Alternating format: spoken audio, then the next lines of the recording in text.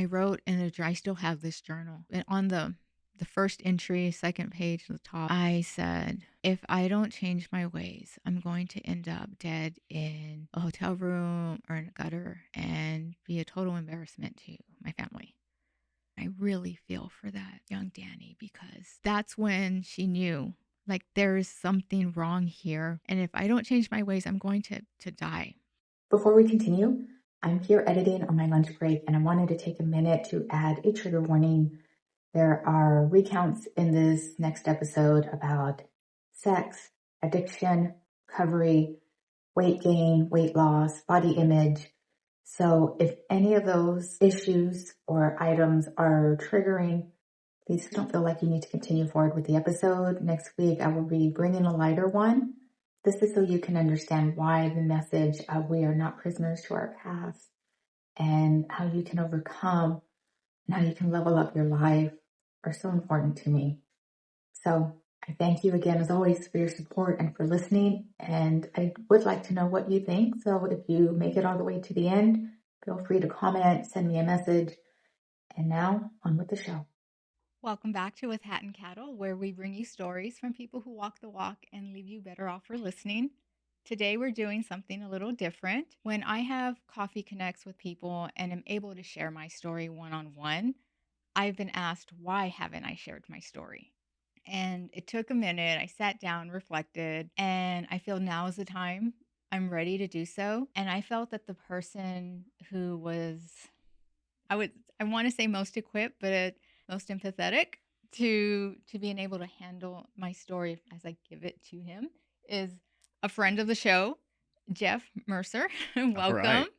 Thank you. You are now the guest host of With Hat and Cattle, and I am now the guest. Exciting. I'm actually really excited about this. I have to tell you, on the drive over, I was in such a good mood all morning. Bubbly, singing, had my coffee. And then on the drive over, I could feel this heaviness settle on me. And it was a familiar one. I thought, oh, I'm getting ready to do some work. I'm getting ready to sit in what I call emotional muck. Mm-hmm. But there's, like I said, there's no one else I trust to sit on this couch with and share my story than you. I appreciate that. It's an incredible honor, right? Especially just, getting to know you just more than your friend and being able to sit here with you. It's definitely an honor on my end that you get to be here in this position and get to interview you. Thank you. I'm excited. I am too. All right, Jeff. All right. I'm ready. Let's go. Let's go. Dani, could you please give us your full government name? I am married to someone in cybersecurity. I don't know if he'd want me to give that for everyone to hear. I'm just kidding. Okay. Hey, look, whatever you can allow without people busting down the door is going to be great. That's actually a great start because not many people know this. I have been married several times. And so that's a joke amongst my close friends is what's your last name now? So I have had, let's see. I had my maiden name to a married name, went back to my maiden name, took on another married name, and then I'm now basically on my fifth name change. All right, playing hopscotch. I am, just a little bit. It's okay. It's good. So what is the fifth one? So I'm Dani Raschel Chou. Dani Raschel Chou. Yes. I love it. It is the middle name is Raschel. And so if you've ever taken a phonics class, you know that the CH can make a hard K sound. So sometimes people will ask if it's rascal. I'm like, well, some of my exes may think so, but it's a good personality trait. It is. Right. I love it. And what is it that you do? My day job, I'm an executive assistant / consultant. I assist the CEO, which brings me joy. I love helping people put their best foot forward. That's good. Yeah, you can see that in a lot of your interactions with people. Yeah, it definitely extends beyond the career. That's wonderful. Now, let's take us back to a young Dani. Where did young Dani grow up at? I grew up in the small town of Freer, Texas. Okay. Population, about 3,200 people. All right. Contrary to popular belief, we do not all know each other. My parents actually probably do, and my mom will still tell me about someone in the town. And I tell her, Mom, I don't know who that person is. But I grew up in a home that, and I've mentioned this on the show before, didn't have grass, didn't have central air and heating. And so young Dani always felt those were going to be my markers of success. If I had St. Augustine grass and central air and heating. Now, grown up Dani realizes she would never want St. Augustine grass, but we have the central air and heating. That's good. That's good. And so that was, I mean, so how long did you actually live out there in Freeman? Freer. Freer. Yes. Freer, Texas. Rattlesnake Roundup. That's what our claim to fame is. Really? Yes. Like the same one I think they did on The Simpsons. Maybe. I have to go check it out. There's also really a baseball player, I think, for the Texas Rangers that lived there. But okay. yeah, just Small town hero. Right? Yes, exactly. Oh my gosh, there was also a wrestler. You're taking me back, and I feel that I'm stalling a little bit. What was your question? Yeah. So what did you do out there? What did you do out in Freer, Texas? How long did I live out there? That's right. Yeah.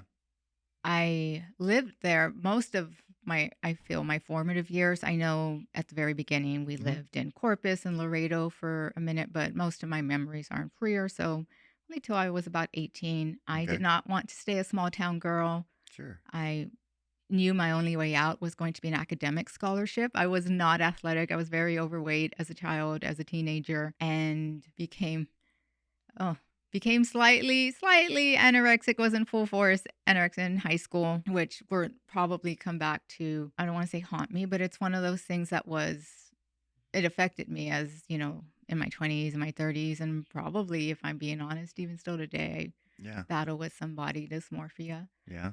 Yeah. But going back to teenage Dani, I studied hard.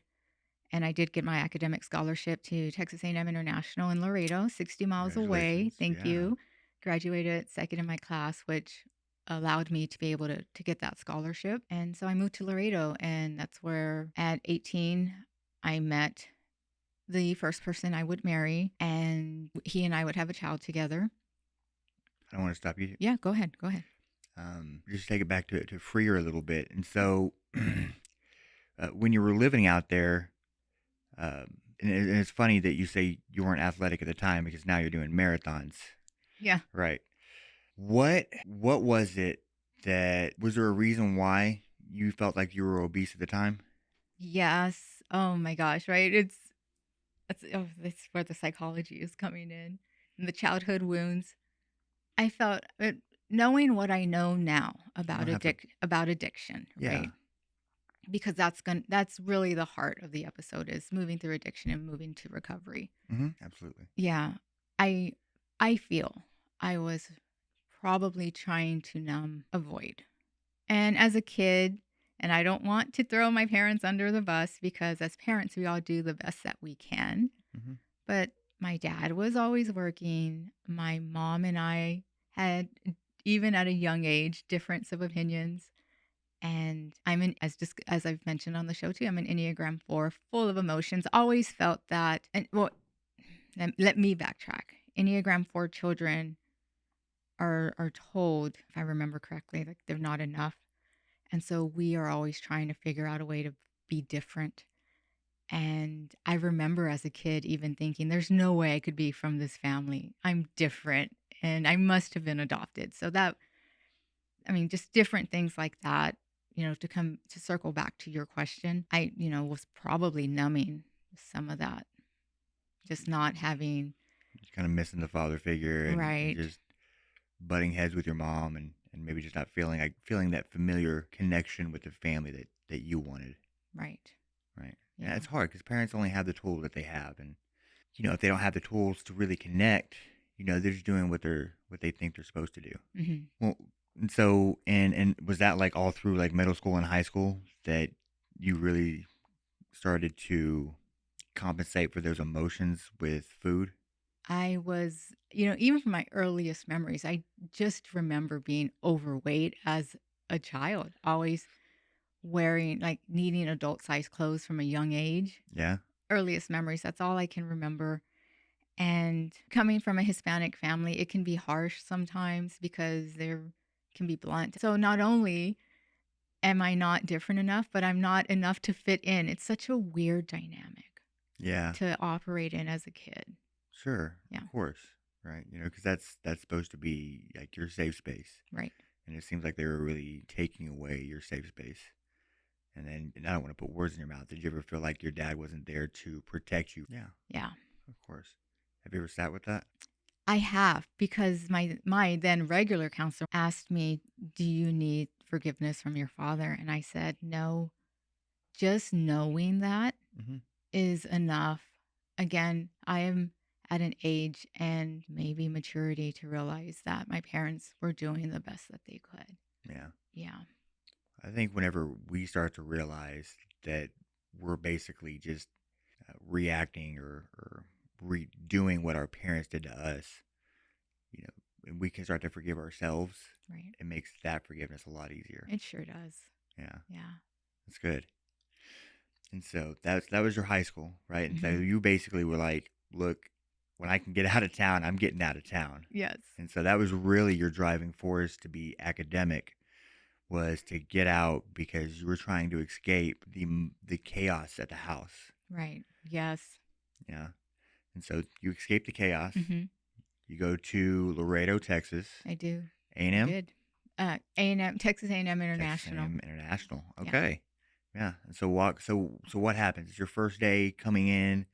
You're coming in from a small town. This is a college town, probably way more kids. Yes, definitely a feeling of being anonymous. Yeah. The people from Laredo would say, "I can't go to Walmart without seeing someone I know." Yeah. And in the back of my head would think, "You have no idea. You have no idea." Did you And enjoy that? I did. I did. I joked about not knowing everyone in the 3200 town, but you know enough. And Of course. and then they all know your parents too. Yeah. So Yeah. You know enough in the DFW, there's 3 it, million over here. exactly. So moving it gave me exposure to different ways of thinking. Okay.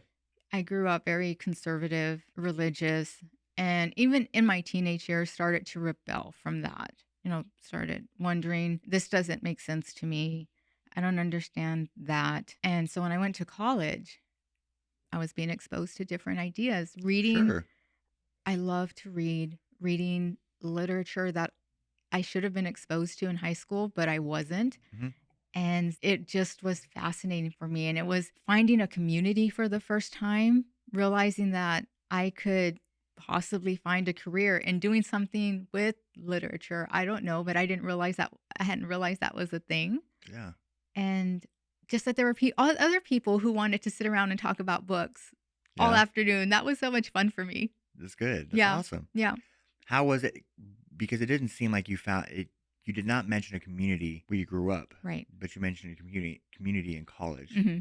Was it important either to fit in, or was it just more that they like to do some of the things that you did? That they like to do some of the things I did.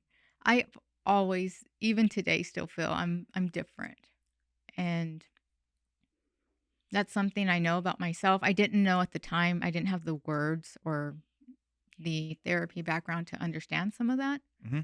But it felt so good to be around other people who maybe were a little socially awkward too.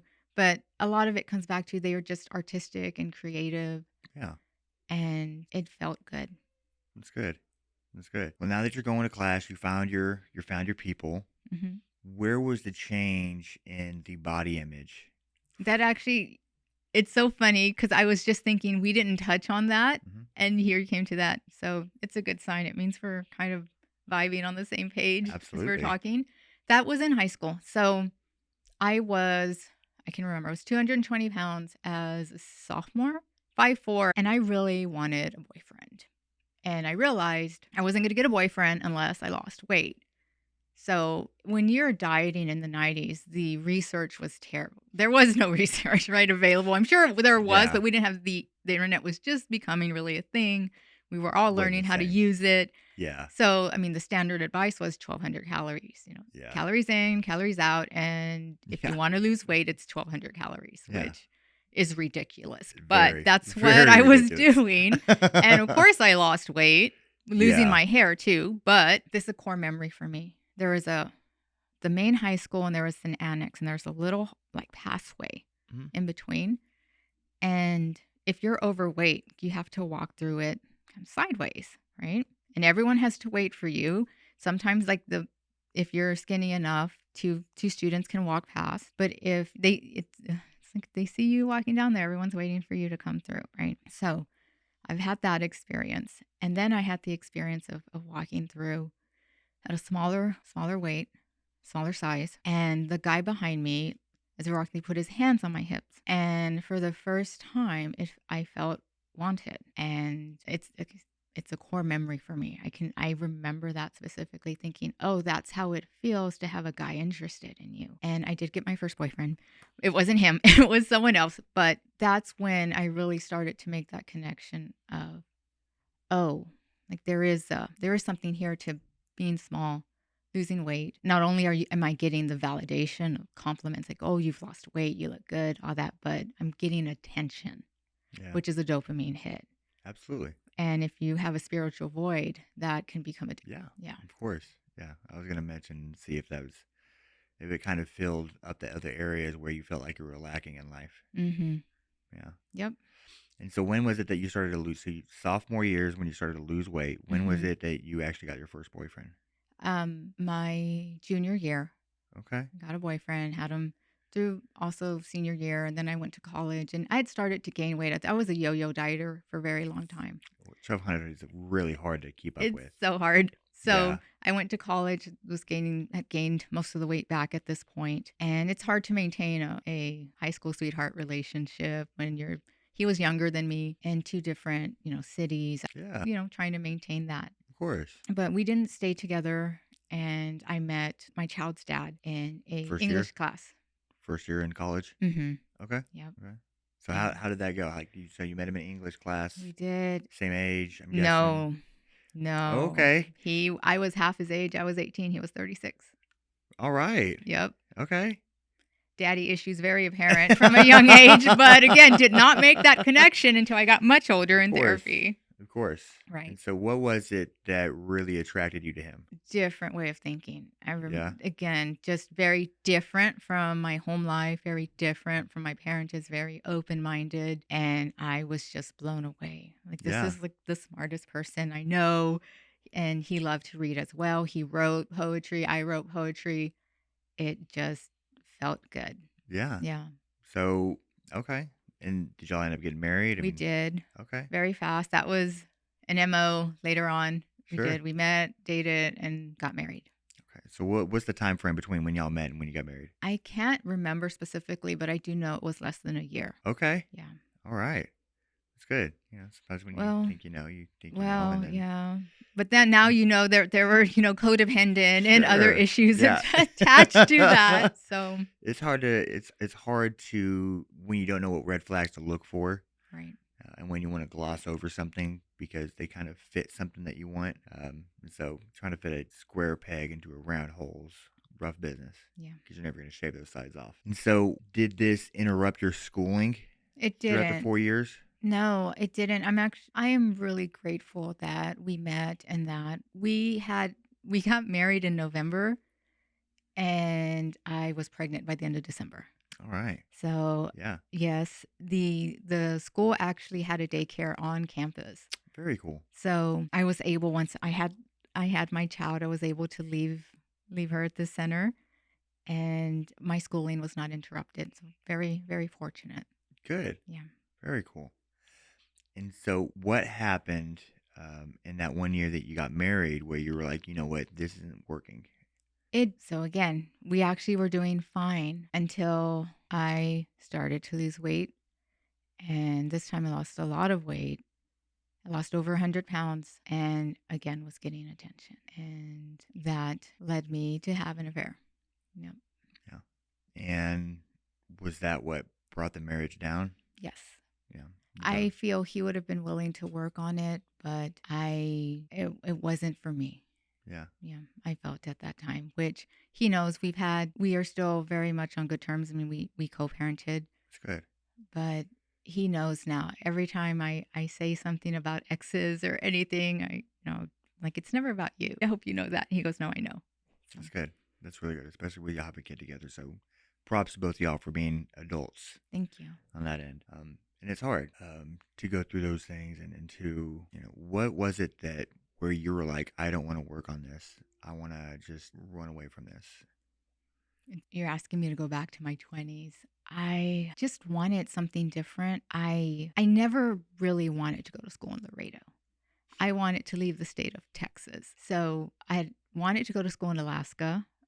They had actually accepted me, but I didn't know You really just want to get as far away as you could. from Freer, Texas. I did. And Alaska called and they said, "Hey, are you coming?" And I said, "Well, I never got my letter." They were like, we can send it today. It gets too late to apply for scholarships. So a year in Laredo, thought, let's see if I can still get out of Texas, and was accepted to school in Hawaii. I'm telling you, I was trying to get off the contiguous United States, it seems, or Yeah, you were really trying to get away as try much to as get possible. away. So I felt never wanted to leave Laredo. He wanted to stay. And I knew that that wasn't an end goal for me. And so that paired with getting the attention that because I still hadn't healed things from childhood, Sure. I just thought, oh, I was too young to get married. So, addicts will justify anything. So, Yeah. yeah. Yeah. And it's when we have those wounds, it's easy to justify, kind of what we're going through. Mm-hmm. Again, because you don't have like the words for it, and so it makes Right. it's difficult. Yeah. And so y'all end up breaking up, get divorced. Are you still in Laredo? I'm still in Laredo, not divorced yet when I meet the second husband. Okay. Yes. And is this due to the loss of weight and the attention you've been receiving? Right. Online dating had just really started to become a thing. Okay. And so we met online.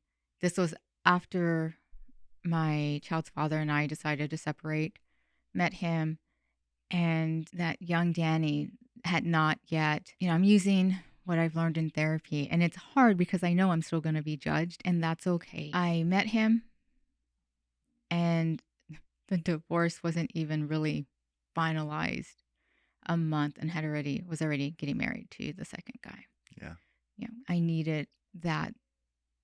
For me, I wanted that idea of stability, and I was looking for it in other people rather than looking for it or working on it in myself. Yeah. It's easier that way. It sure is. Yeah. You Yeah. think It's you just, want the knight in shining armor to come and save you when really you have to be your own. Oh my gosh, here come the tear. I knew it was going to happen. See? yeah. You have to be your knight in shining armor, but I hadn't realized that at the time. And I really feel for my second husband. I don't talk about him much, but he was the one that experienced the most of the addiction, and I'll probably never be able to make amends to him. I don't blame him, and it's hard. Yeah. Yeah. And so what happened inside of that relationship? We should have never gotten married, obviously. We were so different. And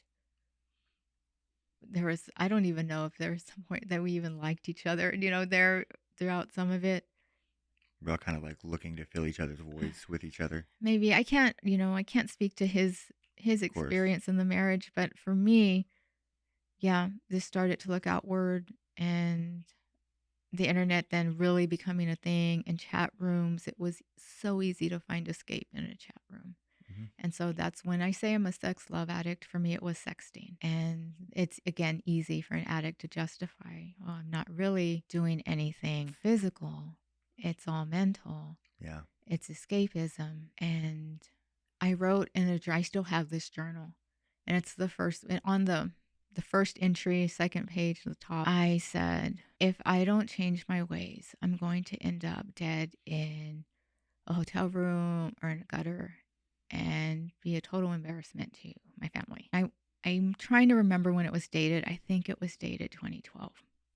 And I really feel for that young Dani, because that's when she knew, like, there is something wrong here. And if I don't change my ways, I'm going to die. I just didn't have the tools to be able to identify and work on it. It's interesting that you still had that connection to your family, even though it seemed like you were trying to run away from them. Yeah. I mean, as kids, we just want our parents' approval. Yeah. For sure. Yeah. It's probably it's one of the deepest things. Yeah. Yeah, absolutely. So you were in chat rooms and you were sexting, and a lot of times that does not just end up just in the chat room. Right. Did that end up into other encounters? Not with anyone I met in a chat room. People that I met in real life, there was that I can think of one that it did become physical, and another it was just to quote the killers, it was only a kiss. But I don't, other than those two encounters, I can't remember any. And that's not to say it didn't happen. Maybe I've blocked them out. But there's two for sure that I know of that it became physical. But for the most part, I just enjoyed the sexting. I enjoyed reading erotica. Yeah. Yeah. Is this kind of, would you say you were kind of spiraling a little bit at this point? Yeah. Going on the tailwind of getting out of a relationship, going into one that's probably not very healthy, and then just trying to escape as much as you can, just Right. trying to grab onto something. Right. Yeah. All of that. How While long not did... working on stuff from childhood, right? Sure. Sure. Because if you don't know what to work on, right, it's just ghosts and phantoms. Right. Until you can finally shine some light on them. Mm-hmm. How long did this relationship last? We got married in 2008 and divorced in 2014. 14? 2014. Really? Yes. 6 years. Yes. Yes. So how was this one that lasted 6 years opposed to the first? Were you just trying to push through? Were you just, was the There was, chaos that made more sense to you? So you're just like, I'm trying to, well, this, when you mentioned gain through. spiral, Yeah. yeah, there was a point in there where I thought we had separated for about 6 months, and I started dating someone else because again, it became a pattern. I wanted the comfort from another person, another man, and the person who really was suffering in all this was my child. And but we can come back to that later because that's like part of the healing arc or the redemption arc. And during that time I met someone and it did not go well. Like what relationship does when it's, out of a situation that really isn't Right. conducive to producing a positive or a healthy relationship. There's no foundation for it to be built off of. Right. Yeah. When I was going through the divorce of this one, actually, no, when I was going through the divorce of the third one, we haven't gone there yet. I found the podcast Trashy Divorces because it made me feel better knowing that I wasn't the only one with a messy life. But one of the things the co host would say, how you get them is how you lose them. And there's some truth to that. Mm-hmm. Yeah, absolutely. Yeah. Yeah. If you end up in a relationship, while you're in a relationship, there's a lot of distrust that relationship is built off of. Right. And it's really hard to build anything else out of it. Right. We reconciled and we moved up here in 2014. Okay. Again, should have been a sign that the marriage was falling apart because I got the job in the city of Dallas without asking him, hey, can we move? Was just It's like, hey, we're moving. Yep, pretty much. And this again was the second. Mm-hmm. Was this? And so this was after y'all already separated and reconciled. Okay. Yeah. So y'all moved up here. How long before you ended up getting that divorce? That's one of the things my therapist say. When you put in a stressful situation, it either draws you together or that's the okay, it's done. And that was the okay, it's done. He did not like it up here, and I obviously did not want to go back. Yeah. Yeah. Of course. So during that relationship, what was the body image and weight like? Because you said you struggled with So at this point, anorexia at some point. when we moved up to Dallas, I was 200 pounds. And I remember thinking, I don't want to be 250 again. So I got the new job and I got on a diet program and lost weight. And then during this time, was getting, again, I come back to the attention, which now I know is the dopamine hit. And found myself back in chat rooms and escapism. And at this point, though, I feel this is pivotal to the story. A colleague, bless her, she always spoke her mind. She recommended her therapist to me. And so I went for a few sessions. The therapist, she said, I think you're a sex addict. I said, there's no way. And she goes, go do research and come back. So I did. I came back and I said, well, I don't think I'm a sex addict. I think I'm a love addict. I think, and it's Sex Love Addicts Anonymous. There's a book called Out of the Shadows, and it explained exactly what I was going through. It it was a little hard because some of the stories in there talked about different forms of sex deviation, which is why I feel I wasn't a sex addict. There's, I mean, it can get pretty dark, but for me, Of course. a lot of the dopamine hit, a lot of the trying to fill the void and the numbing, because when you again get into the research of addiction, a lot of it is numbing. Mm-hmm. It came from the sexting. Yeah. Yeah. So you're losing weight Mm-hmm. and you're getting that attention again. Mm-hmm. This is where the third husband comes in. Yes, I met who would become my third husband. Okay. At the beginning of 2015. Now, throughout this whole time, where's your kid in this? She was on and off with me with her dad when I was in Laredo. Her dad very much said, I want, we had the 50-50 custody, but one parent had to be the one who Primary. like the one where the kid lives, like the home address and all that, and the one that gets the child support. And he said, he basically said, don't fight me for custody. And I was like, that's fine. But when I moved to Dallas, I said, I want her to come with me. I moved up in March. I said, let her finish the school year and then we'll bring her up after the summer. Well, she said, I want to stay one more year. And I said that was fine. Later, I joked that, what do you want to get you to move up like the following year? And she wanted a cat. So we got her a kitten. And that's how she moved up to Dallas. She still has that cat. Yeah. The cat. Oh my gosh. And yeah, so it was on and off with her dad again. Good relationship. That's good. There was something formal on paper, but really there was never ever fighting about where she was at or this is your weekend. Why aren't you here? There was never any of that.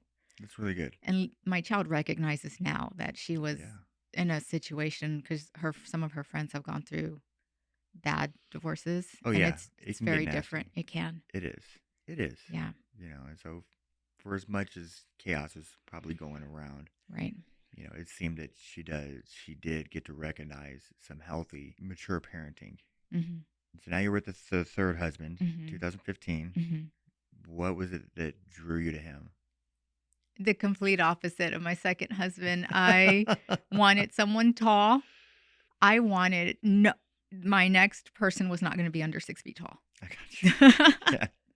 And I wanted someone who had a degree. And I said, and you know what, God, if he has green eyes, I won't be mad. Yeah. So when I met him, he's 6'3", has the green eyes. And he said he didn't go to college. He decided to join the Navy. And I said, that's completely fine. He still went off and did something. Yeah. So, and if given the chance, if I had to join one of the military branches, I would have joined the Navy. So yeah, you could do some exploring around the world. Yes. Yeah, well, so, and he did all of that. So. Very cool. Very cool. And so you had the physical characteristics. He wasn't like, different personality than the second husband. How was it? How long did y'all date before y'all decided to get married?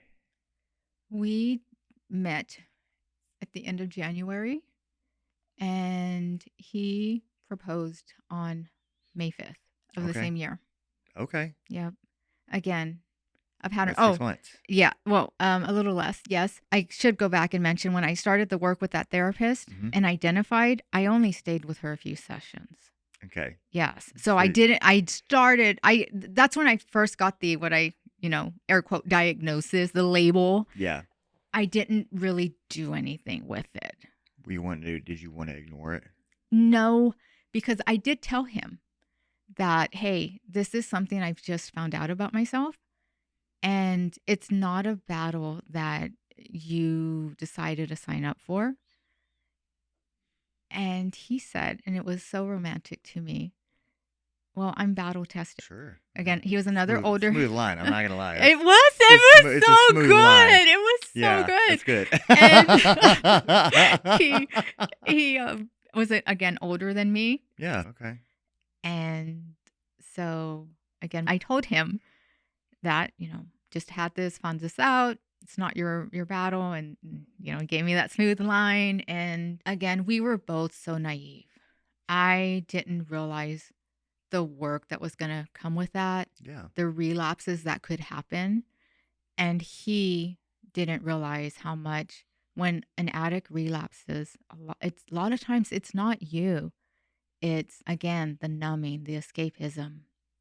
It's hard, and especially when it comes to sex, right? You can see the can of alcohol in someone's hand. You can see the drug being shot up. Sex is it's there's some morality attached to it, and especially as a woman, sometimes we're held to higher standards whether you believe that should be a thing or not. Women are the caretakers of the home, pure modesty, all there's so many things that women, so many attributes that have been associated with women that I feel it can be easier sometimes for a man to shake off having an affair. Oh, it's just guys being guys. It's just, and for a woman to shake off an affair, it's a bit harder. That's my opinion. Sure. That's I just want to let you know it's inappropriate for both parties. correct. And I don't think Correct. there's any one that stands above the other. And when you act irregularly out in society, doesn't matter who you are or what your gender is, you know, there's normally something going on behind there. Yeah. I mean, it doesn't always make it right, Correct. but Yeah. there's a reason why sympathy and grace are supposed to be extended to everyone. That's when we move on, it is some hard for some of my friends to understand why I decided to date this one person. And I told them if I couldn't give that person grace or forgiveness, then what is that saying about me? And so, but we, again, going back to being naive, it just, I should have waited. Once we got engaged, I wanted to wait at least a year. I said I want to break the cycle. Sure. I want to wait at least a year to get married. I want to plan the wedding of my dreams. The other ones were nice little ceremonies, but they weren't a traditional wedding. I wanted something traditional. But then was it August, September? He said, I really want to call you mine. I really want to give you my last name. I just really want to be married to you. So we got married the same year, just me and him and witnesses. And how long were you married with him? We were trying. He really wanted to hit 7 years. He really wanted to outlast that second marriage. And Sure. we did. We got to six He and was a a half. competitor. Yeah, he was. We got to 6.5. Yeah. And some of that was being separated. So I don't know if some of those months count, but Yeah. in his last email to me, which I still have, he said, we almost made it. And it was really hard to hear because he was already dating someone else at this point. But he wasn't wrong. Yeah. Yeah. So how was it like in that relationship? Because it seems that your weight seems to yo-yo in these relationships. Yeah. It seems to go up and down. It did. And there was some association. So again, we did couples therapy 2 times in this relationship. And one of the therapists, I mentioned here, I'm working on going through recovery from sex love addiction, but I find myself overeating. So I'm just trading one addiction for another, which again, you get into the research and you realize Right. addicts don't just have one addiction. Sure.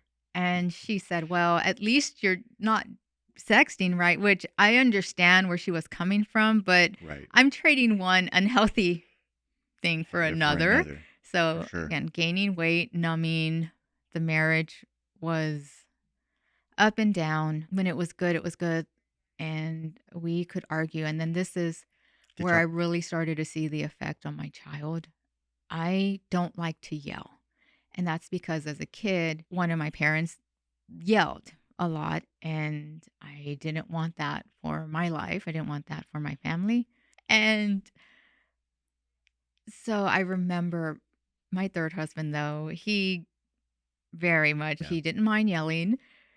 And so I got to a point where I just get so frustrated, I yell back. And my kid one time came in the room and said, no, we're not doing this. And at that moment, it was, oh, I'm not just. She can see what's going on. Right. Yeah. And you always think, well, I mean, when you're yelling, your kid's hearing you. But even after years later, when we've healed our relationship, and she mentioned some of the things that had happened in that second marriage too, that she just knew things were wrong, things were off, and you just think you're hiding stuff from your child, but they see. Yeah, they're very observant. Yeah. Very observant. Yeah. In their body and who they are. It just picks up all that stuff. Yeah. Yeah. And so how close was this to the divorce? What do you, or maybe I didn't understand the question. How close, because your kid was living with you during the third marriage, how close was this to the divorce of the third guy? Whenever she came in and she's like, we're not doing this. 5 years later?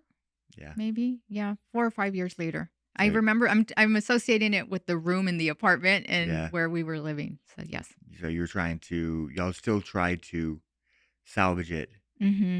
And I'm sure there's something that could be said about, addiction and loving those highs and lows that you get from a relationship. Right. Right. Because you fight, you're upset, then you make up, Yeah. have sex, make up, and then that's like, oh, okay, we're good again. And then, Well, in 2019, I had an emotional affair.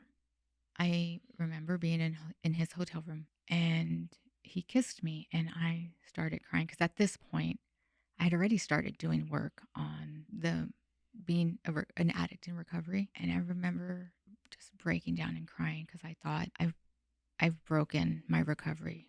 I've relapsed. Freaked him out. And he said, oh, he didn't realize what was going on and just saw me crying there and thought, oh, it's okay. That was the only time, there was an acting out previously, but with someone else, but I left and not the words are escaping me, not long afterwards, my third husband suspected something, went through my email and found things. And I remember sitting with him after emotions calmed down and saying, I want to work on ourselves separately because we've tried the couples therapy now twice. It's obviously not working. We should probably unpack things with separate counselors and see what's going on. And at this point, I've been exposed to Imago, which I mentioned. We pick our partners based on wounds we're trying to heal. So I found a therapist who was working, or a counselor who had the Imago background. And for those listening, once you find the right therapist, I was with her for 7 years. Yeah. The right therapist is it's like dating. So amazing. Yes, Yeah. it's like dating. It can be hard because they're all going to want to hear your baggage and bringing it, unpacking it can get heavy. Absolutely. But don't shy away from that because once you connect with the right therapist, it is life-changing. Yeah. Yeah. So Founder started to work on myself and work on other, me, Jeff. I am goal-oriented. Very. Yeah, very. So on my first date with the third husband, I told him, I want to have a child. And if that's not in your future because you're older than me, it's okay.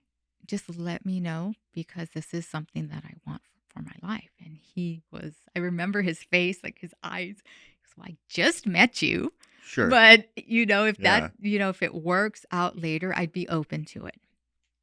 I decided to edit that next part out because the story was just too personal to share. Know that we tried for years. We even went through fertility treatments. Then I found out that children were never really possible. Is that what led to the emotional affair? If I'm being honest with myself, I used it to justify it. Sure. You felt betrayed in your own house. Right. Sure. And I've since learned that, there's things that happen in a relationship that we have a love bank. I'm sure you've heard this at some point. We're always putting deposits, and sometimes there's withdrawals, but the deposits make up for it. Sometimes there's a bankruptcy, and you have to decide if it can be overcome. I should have been honest with myself and realized there was nothing that was going to overcome that. So working through that, working through childhood wounds, working just on myself with everyday life.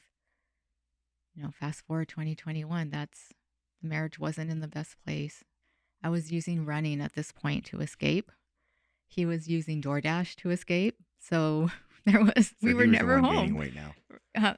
Oh, okay. So he was working DoorDash, not using it. Right. Yes. I got you. Yes. Okay. We were just not at home while my child's figuring life out on their own. And so that one lasted until 2021. Yes. So it was 15 to 2021, 6.5 years. Yep. And then y'all get a divorce. Do you stay single this time? I don't And stay single long. That's my MO. That is my MO. And this is though, I don't want to speak too much to this relationship. He has since passed, and I don't really want to touch that relationship other than I would have married him. We were talking 2 times getting married. And when I walked away the second time, that's when my child's father told me, that's when I knew you changed, because you didn't follow the typical pattern that you have. And so he pointed that out to you. yeah, it felt so good to hear. How long did that relationship last? On and off. We dated, broke up, got back together, broke up, got back together, broke up. So Is that in about a 6 month time frame, or about a little over a year, over the course of a year. over the course of a year? Mm-hmm. Okay. And then after that last time, you're like, I'm done with this. I don't want to do it anymore. Yep. And that's when I was talking to my therapist and so frustrated, feeling like I was repeating a pattern, and then went to what I call targeted therapy, because the one question I was working through was why this happened again, and making the connection was mind-blowing and eye-opening. Yeah. While I'm learning during this time that I can take care of myself, because failure was not an option. I did not want to go back home. And I didn't want to move my child. Like, at this point, I'm also realizing I have put my child through so much instability that they did not sign up for. Yeah. I still help pay for my child's therapy, because I don't want them to fix stuff that our parents give us, right? That's what we're fixing in therapy. I don't want them to fix it in their mid to late 30s.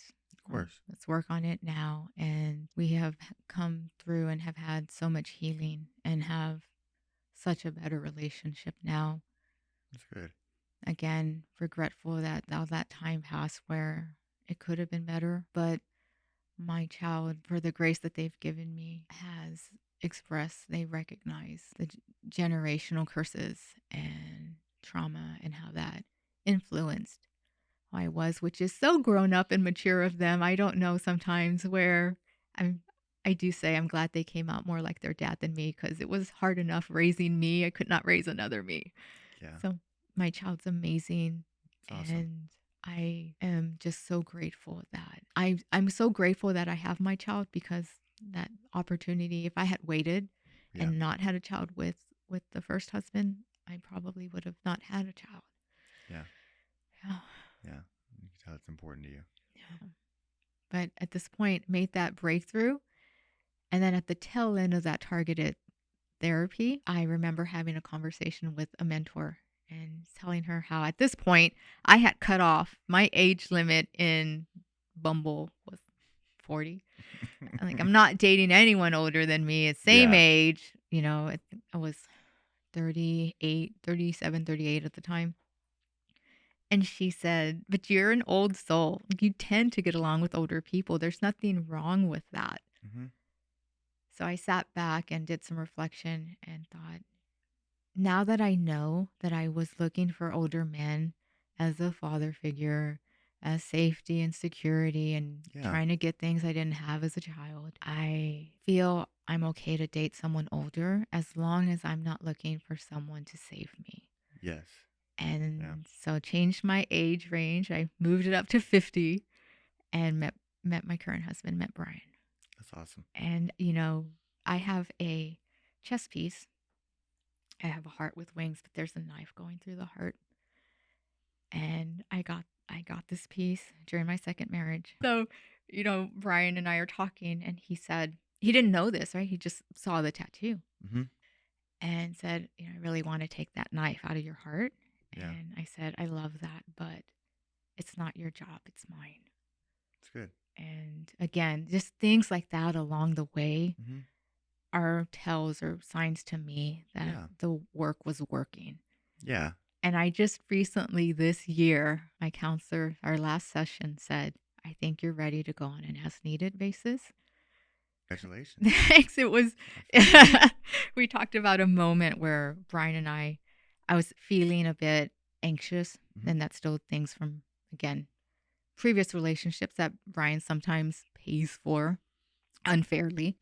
But I've gotten better at like reducing that time. And I'm talking like minutes.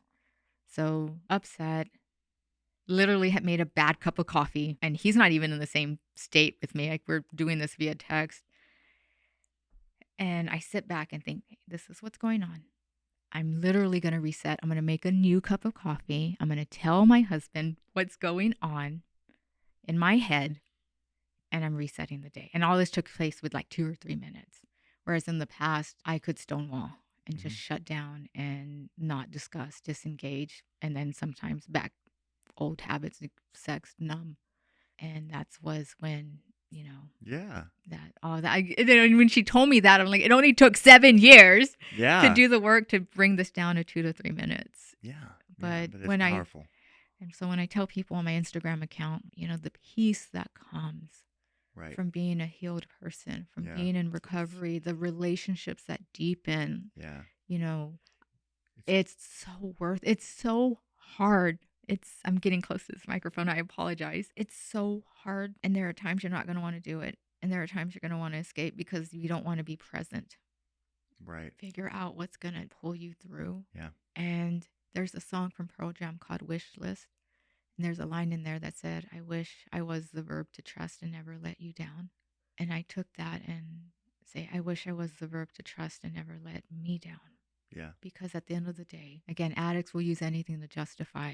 And for me, there have been times I've been tested in this relationship, and Bryan knows I'm not saying anything that he doesn't know. When we've gotten in an argument, and my old Dani, you know how to get a dopamine hit. But it's not worth it. Then Right. this is just temporary. This is the most beautiful relationship I've ever been in. Right. But at the end of the day, I'm not being true to myself. And I want to make 2 points. One, you'll spend years running away from a 3-minute moment. Right. Years, decades. And 2, it seems like you're a lot more open and vulnerable with this relationship. Yeah. About what you've been through, who you've been. And it seems that is really what deepens the relationship that y'all have, that makes a lot of those dopamine hits not worth it. Right. And that he was honest with me from the beginning. Yeah. I'm going into this relationship or going into dating again with 3 failed marriages. There were times I struggled and thought there is no one that would want me because I'm a lemon.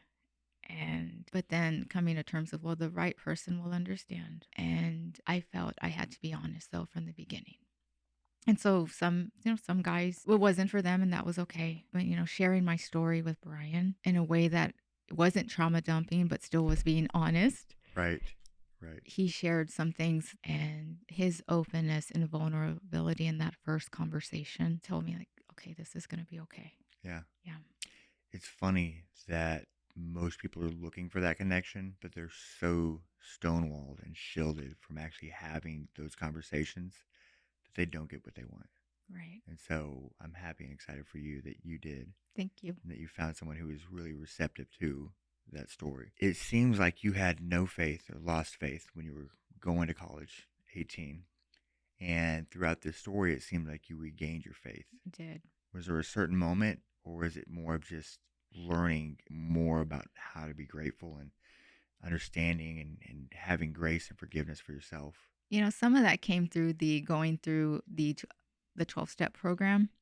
Now, I'll be open and transparent and honest. I have not fully done a 12-step program. I went to a couple of sex love anonymous meetings, and it wasn't for me.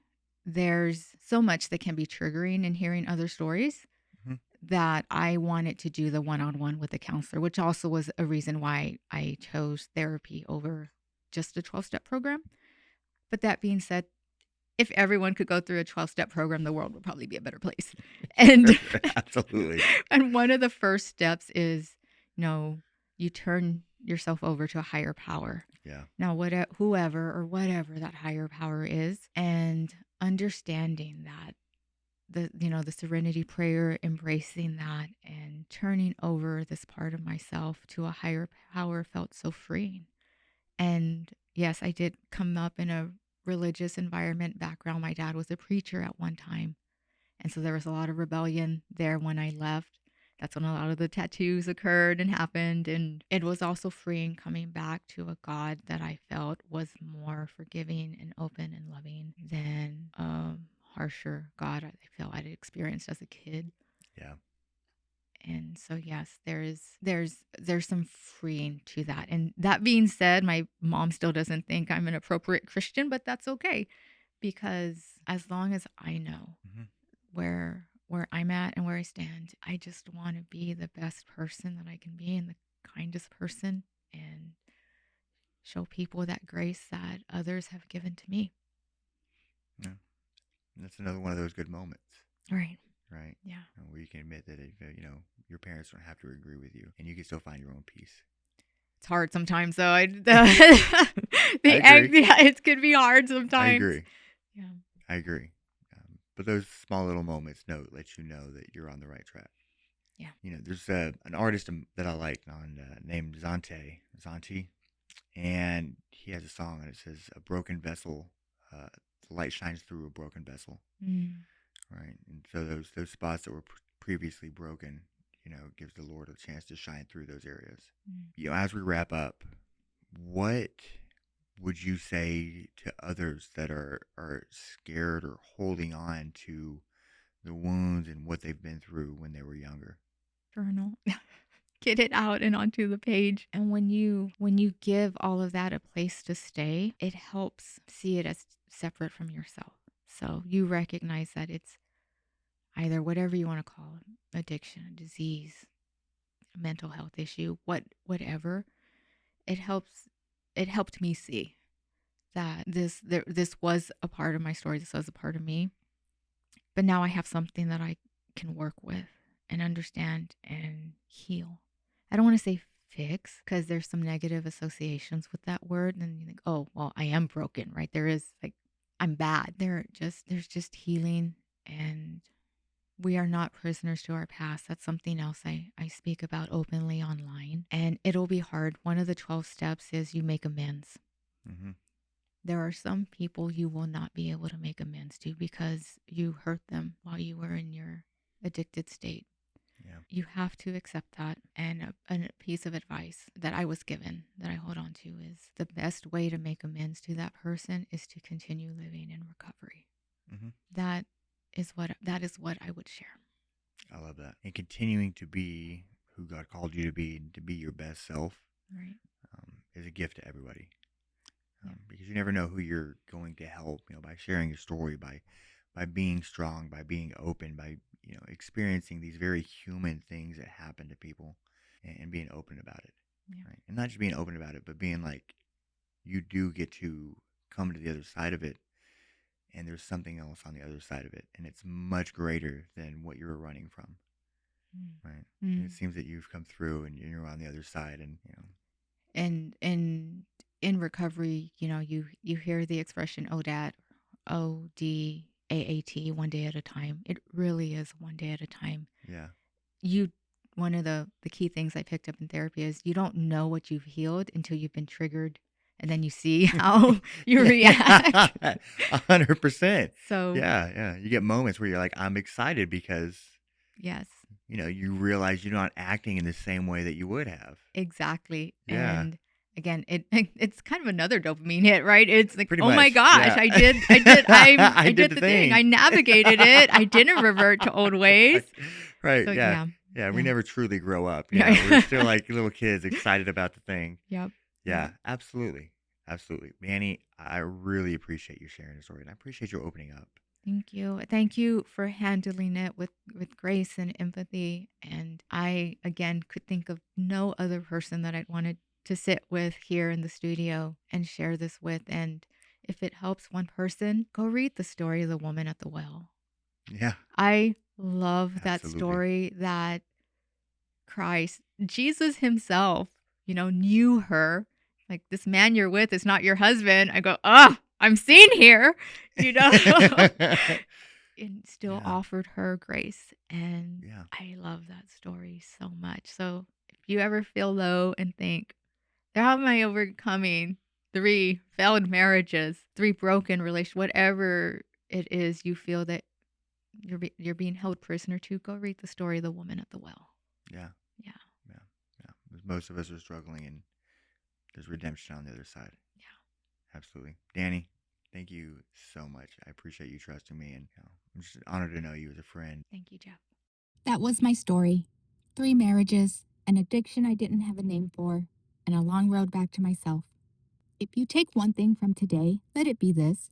You are not just anything, not just an assistant, not just a small town girl, not just the sum of your worst chapter. I spent years believing I was a prisoner to my past. It turns out the door was never locked. The work was walking through it. And if today felt heavy, I want to thank you for staying. Next week, we are back to regular programming, and I promise you've never heard anything like it. Cole Scott and AJ, the Rubin Brothers, are vaudeville musicians who juggle, unicycle, play instruments, sometimes all at once. They shared a stage with John Legend, but that's not why they're on the show. They bet everything on the thing they loved, and we get into what that bet actually cost and the radical self-trust it takes to keep making it. You'll want to be back for that.